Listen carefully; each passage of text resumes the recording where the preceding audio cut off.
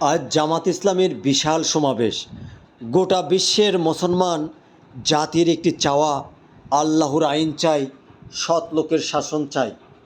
আপনাদের প্রতিশ্রুতি দিতে চাই, আপনারা আমার হাতকে শক্তিশালী করুন, আপনারা দাঁড়িপাল্লা প্রতীকে ভোট দিন, আপনার সৎ নেতৃত্ব প্রতিষ্ঠিত করুন।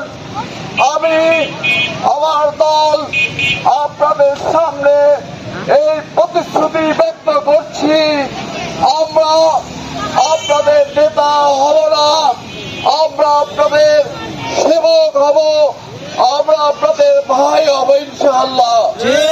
ওয়ালা আলিহি ওয়া সাহবিহি আজমাইন।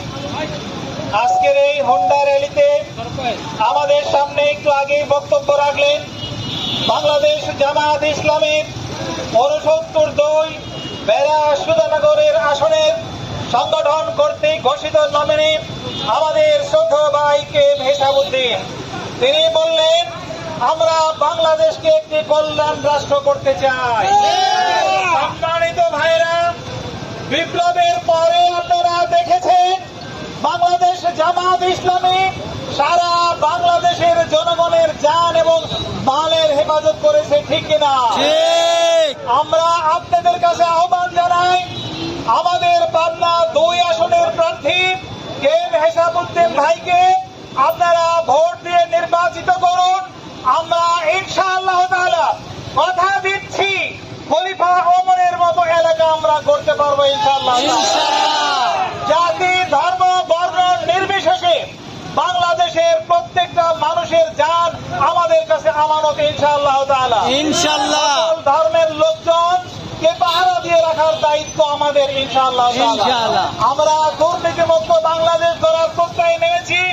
আমাদের প্রাণপ্রিয় নেতা শহীদ মাওলানা মতিউর রহমান নিজামী আমাদের এলাকার কৃতি সন্তান, যিনি সংসদে ২টি মন্ত্রণালয়ের দায়িত্ব পালন করে এমন এক নজির স্থাপন হিসেবে কে এম হেসাবকে সবাইকে ভোট দিয়ে দাঁড়িপাল্লাকে বিজয়ী করেন, এই আহ্বান জানিয়ে আমি শেষ করছি। আসসালামু আলাইকুম ওয়া রাহমাতুল্লাহ। আমি হিসাবউদ্দিন এই বেড়াবাসীকে প্রতিশ্রুতি দিচ্ছি, সুজানগর উপজেলা এবং বেড়া উপজেলার মধ্যে সামান্যতম বৈষম্য করা হবে না। সংগ্রামী ভাইরা, সুজানগর উপজেলা এবং বেড়া উপজেলা আমার একটি দেহের দুটি অঙ্গ, কখনো এর মধ্যে ভেদাভেদ করা হবে না ইনশাআল্লাহ।